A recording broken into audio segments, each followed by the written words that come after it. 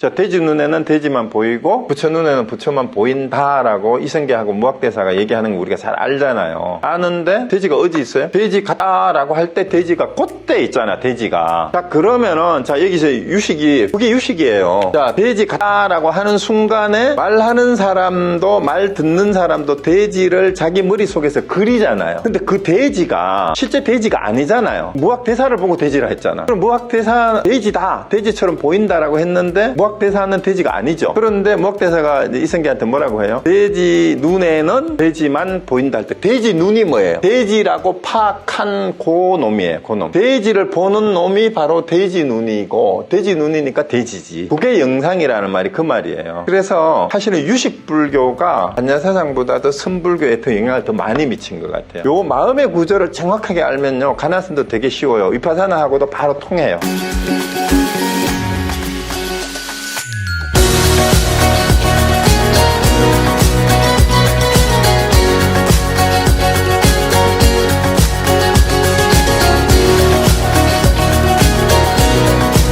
그 다음에 여기서 이제 좀 알아야 될 게 유상유식파하고 무상유식파는 우리가 알고 넘어가야 되는데요. 이게 이제 대상을 인식할 때 인식된 형상의 존재성을 인정하느냐 아니냐의 그 차이예요. 무상이란 말은 상이 없다라고 보는 파죠. 자, 그런데 무상유식파하고 유상유식파는 상이 있다라고 보는 파, 없다라고 보는 파, 이렇게 보면 돼요. 그러면 여기 경식구공이란 말은 뭔 말이에요? 경계도 없고 식도 없다라니까 팔식도 없다라고 얘기를 하는 거예요. 그리고 팔식까지도 전부 다 없기 때문에 진짜 있는 팔식까지도 다 없는 그 밑바탕에 있는 게 그게 진여다. 그러면서 제9식을 내세워요. 이게 진여유식설인데 이제 요게 개본은 이렇게 되고 나중에 중국 섬론정으로 가고요. 유상유식파는 경공심유, 경계는 없지만 마음은 있다. 마음은 있다. 이 팔식이 있다라는 거죠. 그래서 이 구식을 따로 세울 필요가 없고 팔식 안에 깨끗한 마음, 진여도 있고 더러운 마음도 있고 모든 걸 다 저장하니까 더러운 거든 깨끗한 거든 우리가 마음이 있다면 실제로 그 마음 안에 모든 게 다 있는 거예요. 진여만 있는 게 아니라 더러운 마음도 거기 다 있는 거죠. 그러니까 마음이 작동하는 게 마음이 따로 있어가지고 뭐 이게 바탕이 되고 그런 건 아니라는 얘기예요. 그래서 그 마음 안에 모든 게 다 이루어진다라고 보는 거예요. 그런데 그 마음은 있는 게 어떻게 있느냐? 아까도 얘기했지만 실체로서 불변으로 있는 것이 아니라 어떤 연에 의해서 일어나는 순간에 그게 드러날 뿐이에요. 자, 그럼 어떻게 이해를 하면 되냐 하면 우리가 정말 아무것도 없으면 어떻게 돼요? 정말 물리적으로 생각해보세요. 공간에 우리가 예를 들어서 빅뱅 이론을 예를 들어보세요. 빅뱅 이론. 자, 이 우주가 빅뱅 이론에 하면은 그 빅뱅 이론이 모순이 되는 거 바로 찾아낼 수 있죠. 성경에서 태초에 말씀이 있었어 했을 때 그럼 태초 이전은 이렇게 물으면 어떻게 돼요? 태초를 설정하면 어떻게 됩니까? 시작하는 어떤 고정된 점을 찍어야 돼요. 태초라는 말은. 고정된 점을 찍으면은 이거는 종말이 바로 상징이 될 뿐이죠. 근데 빅뱅 이론도 사실은 거기서 하나도 못 벗어났어요. 시간관에서는. 그 빅뱅 이전은 빅뱅 이론은 지금도 우주가 계속 팽창하고 있다고 보잖아요. 그죠? 그러면 팽창하려면은 지금 우주가 요만큼 팽창하고 계속 팽창하는 중이라면 팽창하는 바깥에 뭐가 있을 거 아니에요? 뭐가 있어요? 팽창하는 바깥에? 아무것도 없는 허공이 있어야 되잖아. 근데 그걸 공이라고 한다면 이 빅뱅 이론이 우주가 없을 때 대폭발이 일어나가지고 우주가 생겼대. 그러면 우주가 생기려면 아무것도 없는 게 있어야 되잖아. 그러니까 아무것도 없는 게 있잖아요, 거기. 그래서 참으로 없으면 없다고 할 수가 없어요. 그럼 마음도 마찬가지라는 거예요, 마음도. 형상으로서 고정한 어떤 상태로 있는 게 아니라 그냥 마음은 어떤 인연이 될 때 드러나요. 그 형상도 없고 모양도 없어. 불생불멸이에요, 마음 자체는. 그렇지만 그게 없으면 예를 들어서 빅뱅이 일어나려면은 빅뱅이 일어날 공간이 있어야 돼. 우주가 무한한 공간이 있어야 돼요. 무한대의 공간이. 그것처럼 마음이라는 것도 이게 비유예요. 그렇게 있는데, 자, 빅뱅이 일어나도 우주 공간이 내가 여기 서 있고 책상이 여기 있는 이 자리에 공이 없는 게 아니잖아요. 같이 있잖아요. 늘. 그 자리가 공의 자리예요. 항상. 같은 자리예요. 그러니까 뭘 있는 걸 떠나서 따로 있지 않다라는 얘기죠. 그 유상유식파는 따로 구식을 내세울 필요가 없고 팔식이 있지만 그 있는 것은 어떤 경계나 대상으로 있는 게 아니다라는 거예요. 근데 요거는 이제 진나라부터 시작해가지고 호법을 거쳐서 이제 중국 현장을 거쳐서 중국 한국의 법상정은 요 계통을 이었어요. 그래 이제 한국에서 이게 주류가 돼버렸죠. 중국 한국은. 그래 결국은 이제 유식무경의 내용은요. 오직 알려진 것 뿐이라는 게 우리에게. 다르게 얘기하면 우리에게 인식된 것일 뿐이에요. 파악된 것, 인식된 것. 그리고 이제 산스크리트 여기 보면은 오직 알려진 것, 요걸 뿐이에요. 그래서 아까 해신물경에 처음 나왔다 얘기도 했고요. 이것도 다 앞에서 인용했던 겁니다. 위파사나 사마탕 행하는 대상인 영상 오직 식이다. 또 식의 소년은 식으로부터 나타나는 경계일 뿐이다. 이렇게 얘기를 했고. 그래서 식이라고 하는 것은 결국은 대상을 분별해야 아는 작용일 뿐이에요. 아는 작용. 유식사상은 모든 현상을 식의작용으로 설명을 하고 그 다음에 세계는 시시각각으로 변해가는 식작용 결과물이 유식무경인데 자 여기서 이제 결론을 내립시다. 유식무경은 뭐냐면 무는 아무것도 없다는 뜻이 아니라 세상은 내가 본 것처럼 내가 본 것이 뭐예요? 영상이에요. 영상. 상. 식에 의해서 파악된 것, 알려진 것. 그것처럼 그렇게는 있지 않다라는 거예요. 그건 알 수 없어요. 그러니까 우리가 경계다라고 하는 거는 사실은 뭐예요? 어떤 바깥에 대상이 있는데 바깥에 저것이 책상이다라고 하는데 나무다라고 하든 실제로 책상은 실제 외부에 있는 그 책상이 아니고 우리가 말하는 책상, 우리가 아는 책상은 뭐예요? 알고 보니까 내가 파악한, 내게 알려진, 내게 인식된 책상을 가지고 책상이라고 하는 것이에요. 그러니까 그렇게 있지 않다는 말은 그 뜻이라는 얘기죠. 그래서 내가 세상을 인식하는 순간 세상에 자신의 생각을 덧칠하기 때문에 내 생각을 통해서만 세상을 볼 수 있어요. 자, 그럼 이게 왜 중요하냐? 인간관계로 가지고 와봅시다. 우리가 지혜 눈에 안경이란 말 흔히 하잖아요. 상대방을 어떻게 알아요? 항상 자기의 선입견을 가지고 상대방을 봅니다. 자기가 좋을 때는 너무 좋아. 남녀 사이도 마찬가지잖아요. 자기가 마음에 끌릴 때는 뭐 태양이고 장미고 그렇지만 좀 만나다가 영 아니다 싶을 때는 지금 완전히 왼수고 막 꼬라지 보기 싫고 이렇게 되잖아요. 그렇게 좋던 사람도. 그러면은 내가 남을 인식하는 순간, 세상을 인식하는 순간 세상에 자신의 생각을 덧칠하기 때문에 내 생각을 통해서는 세상을 볼 수 있다. 이게 대주 눈에는 대지, 부처 눈에는 부처. 이성계하고 무학대사가 그냥 이게 농담한 게 아니에요. 그 말이에요. 그냥 쉬운 거예요. 인식된 것이나 인식되기 전의 것이나 모두 마음이 만들고 마음속에 있다. 자, 이게 이해가 안 될 수 있어요. 인식되기 전의 것도 어떻게 또 마음이 만드냐. 이게 이제 또 골치 아프다. 그런데 무슨 얘기냐 하면 내가 어떤 거를 볼 때는 내가 책상이 저기 있어요. 책상을 인식하기 전에도 이미 책상을 보는 내 식작용이 안에 있어요. 그게 그 전의 마음도 내가 만들었다라는 거예요. 내 안에 그게 선입견이라고 하는데 유식 용어로 말하면 뭐예요? 저장된 습기가 나도 모르게 저장된 습기, 훈습됨. 그 훈습된 저장된 나의 인식작용, 훈습된 나의 인식이 작용을 하는 거예요. 내가 그 어떤 대상을 보기도 전에 이미. 그럼 우리 마음이 어떻게 돼 있다는 얘기예요? 우리가 알 수 없는 무시 이래로 이제 시작도 없는 때부터 우리도 모르게 내 마음에 저장되어 왔던 어떤 습기, 습관, 우리 인식의 습관이 이미 어떤 대상을 보기도 전에 내 마음에 이미 있어요. 그걸 가지고 내가 이미 만들어 가지고 뭘 보는 거예요. 그래서 우리가 유홍준 교수의 책 가운데 나의 문화유산 답사기라는 책 아시죠? 그게 여러 권 나왔어요. 1, 2, 3, 4, 5, 6, 7 해가지고. 거기에 굉장히 중요한 미학적 주제이자 인식론적 주제가 있어요. 우리가 흔히 어디 놀러를 간다 그러면은 뭘 보러 가잖아요. 가보면 안다라고 흔히 얘기를 하잖아요. 그런데 유형준 교수가 뭐라고 주장을 했냐면 거기서 아는 만큼 본대, 아는 만큼. 우리가 역사적인 유적지를 보러 갔어. 근데 뭐 돌이 하나가 있어요.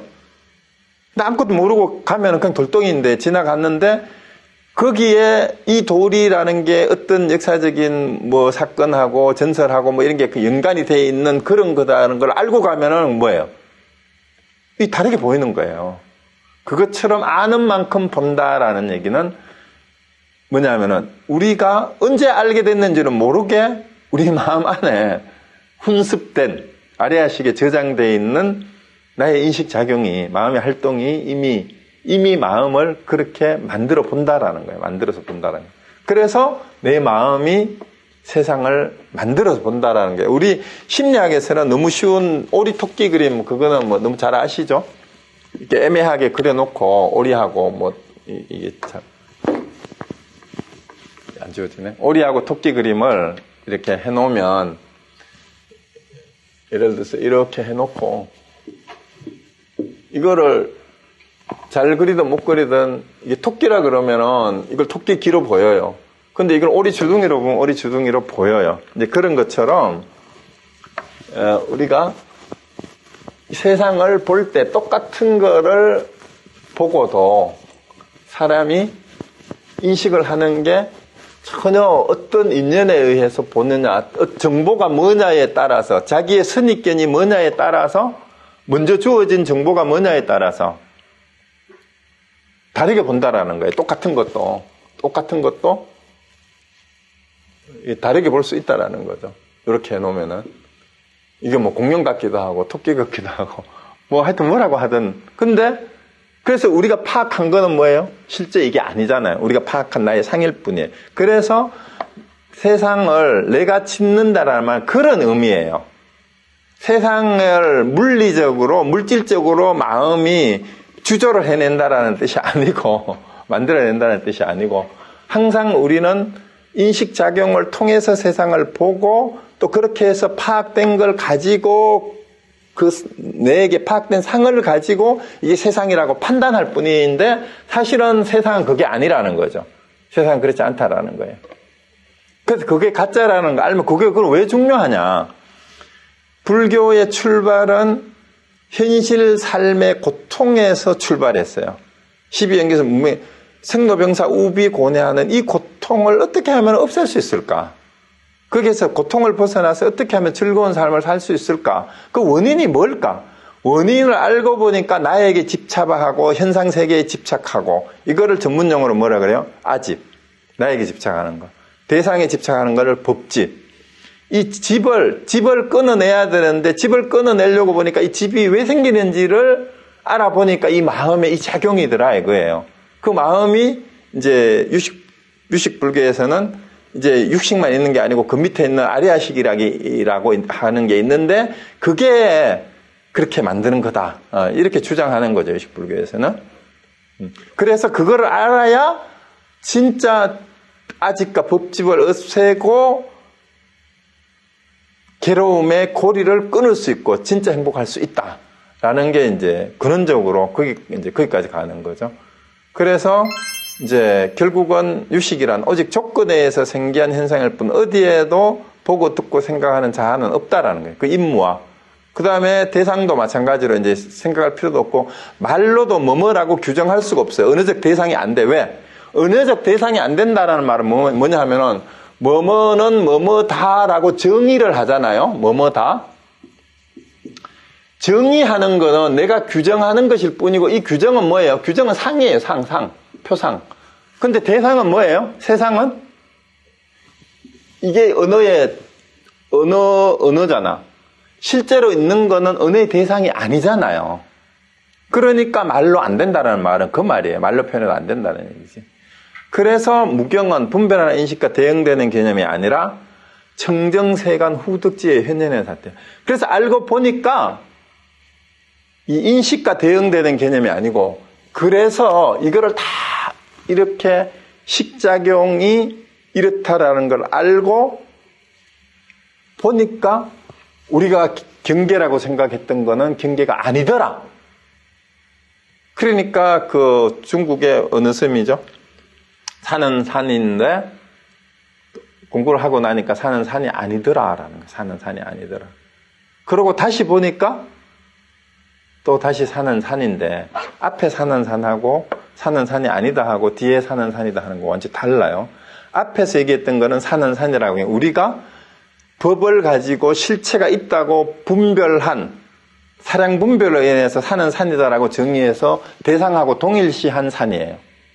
그런데 이거 인식의 과정을 공부를 하고 깨달아 보니까 그 산이 내가 규정한 그런 산은 내가 인식한 산이지 그게 실제 산이 아니구나 이렇게 안 거예요. 그 다음에는 그러고 나서 다시 보니까 산은 내가 형상으로서 파악할 수 있는 그런 것이 아니고 산은 산대로 그냥 있는 거고 물은 물대로 그냥 있는 거예요. 그게 산절로 수절로라는 뜻이죠. 이게 전혀 다른 얘기가 되는 겁니다. 자, 그래서 결국은 현재 의식 상태는 이제 계속 얘기했던 거예요. 무시일의 경험을 습기라는 형태로 저장하고 보관하는 아래아식 때문에 나타나는 것일 뿐이다라는 거예요. 그 의식이. 그게 이제 현대 심리학에서는 집단 무의식 같은 그런 거죠. 그러면 식이라는 거는 궁극적으로 있는 건가? 이제 아까도 또 얘기했지만 이제 결론을 내려야 돼요. 8가지 식이 있다라고 했는데 이게 궁극적으로 있는 건 아니래요, 또. 왜? 임시로 있는 거예요, 임시로. 왜? 심의식은 진리에 도달하는 방편으로 임시로 설명하기 위해서 식은 그때 인연에 의해서 일어나서 그때, 뭐뭐 할 때 드러나는 그걸 뿐이라는 거죠. 그러니까 그걸 있다라고도 할 수 없고 없다라고도 할 수 없는 그때예요, 그냥. 그래서 우리는 심의식을 전환시킴으로써 진리에, 그러니까 어떻게 전환? 심의식이 끊임없이 대상에 대해서 동일시하는 거죠. 동일시. 대상이 실제로 있다라. 뭐가 동일시예요? 내가 파악한 상하고 바깥에 있는 대상을 같다고 착각하는 게 이게 동일시예요. 그럼 그게 뭐가 동일시예요? 내가 어떤 사람은 저 인간은 XX야. 저 인간은 저기 있는데 XX야 하는 거는 뭐예요? 내가 파악한 저 사람에 대한 나의 생각이잖아. 이거를 가지고 저 사람하고 같다라고 생각하는 게 동일시예요. 같다라고 보는 거. 그거잖아. 그러면 우리가 또 다른 쉬운 예로 저 인간 밥맛 없어. 보기만 해도 밥맛 없어 라고 했을 때 우리 그런 말 많이 쓰잖아요. 자, 그럼 밥맛 없는 인간이 저 인간이에요, 나예요? 아예 밥맛 없는 인간. 우리가 어떤 인간을 보고 그래요. 근데 저 인간은 밥 잘 먹어요. 그러면 내가 파악한 밥맛 없는 인간이라고 개념 규정한 거는 나의 상이에요. 나의 식에 의해서 맺혀진 상이란 말이야. 저 사람은 바깥에 있는 경계라면. 근데 밥맛 없는 인간이라고 규정을 했는데 저 사람에 대해서 저 인간은 밥맛 없는 인간이야 라고 하는 밥맛 없는 인간이라는 나의 생각과 저 사람을 같다고 생각하는 게 그게 동일시란 말이에요. 그게 착각이에요. 착각.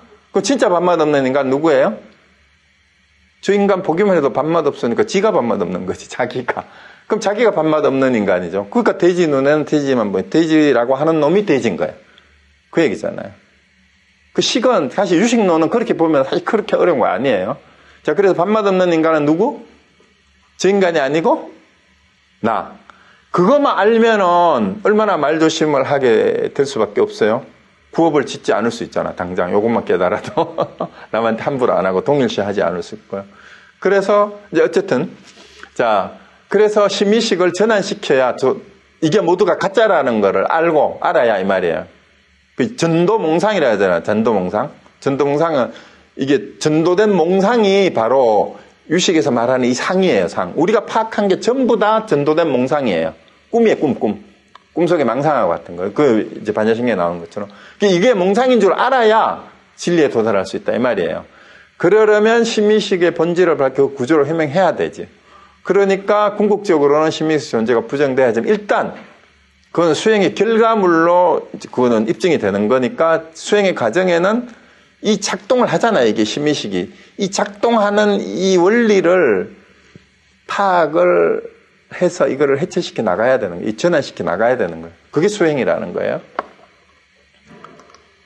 그래서 이제 진짜 마지막입니다.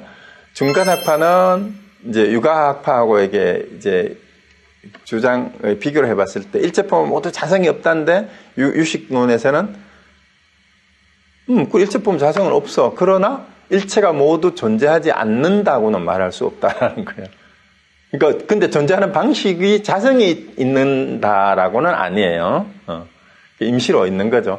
그래서 일체가 결정적으로 존재한다거나 존재하지 않다고 보는 건 모두 극단적이라고 해서 비유, 비무, 중도라 그럽니다. 그래서 유무의 개념을 떠난 것을 이름하여 이런 이름을 붙인다.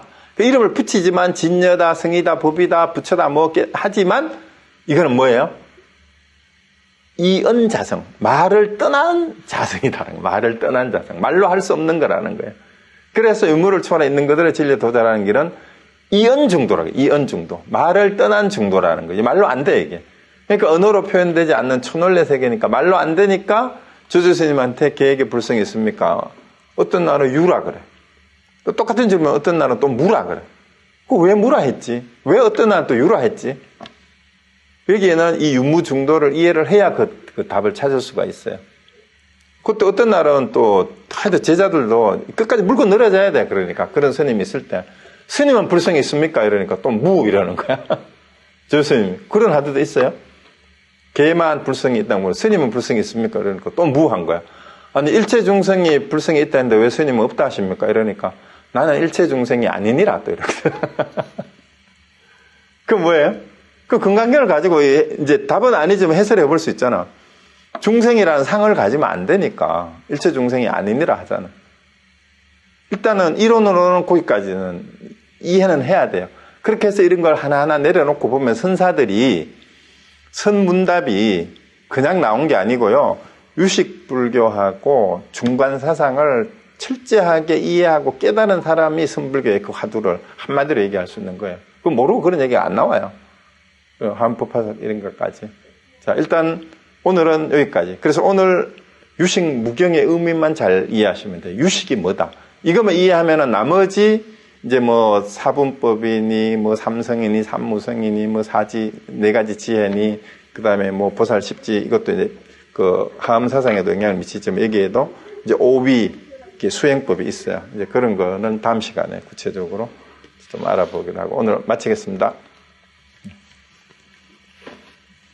네. 그러면 혹시 뭐 질문 있으시면 이 유식이 저도 유식이 사실 제일 어려워요. 저도 이 준비하기도 너무 이렇게 하나에 정리된 어떤 책도 없고요. 성유식론 봐도요. 너무 복잡해요. 그래가지고 이게 정리하는데 제가 이 지난 중간사상 하면서부터 내가 그동안 보던 책하고 정리해놨던 거를 아무리 놓고 짜집기를 하고 정리를 하려고 해도 막 머리가 너무 아프던데 뭔 말씀을 드려야 될까? 근데 이제 감을 잡은 게 유식의 의미만 정확하게 이해하면은 되는데 이걸 이해하려면 역사적인 그 과정을 좀 이해를 해야 뭔가 풀어나가기가 쉽겠다라는 생각이 들어서 오늘 그 얘기를 계속 반복되지만 왜 유식론이 나오게 됐는가? 유식의 의미가 뭔가? 이제 무경이라는 의미가 뭔가? 하는 거를 일단 그렇게 설명을 드렸습니다. 자, 그리고 이해가 안 되시더라도요, 한꺼번에 이해하려고, 말로 이해하려고 하지 마세요. 아까 얘기했잖아요. 수행을 통해서 인식된 도달한 경지가 무경이라는 경지예요.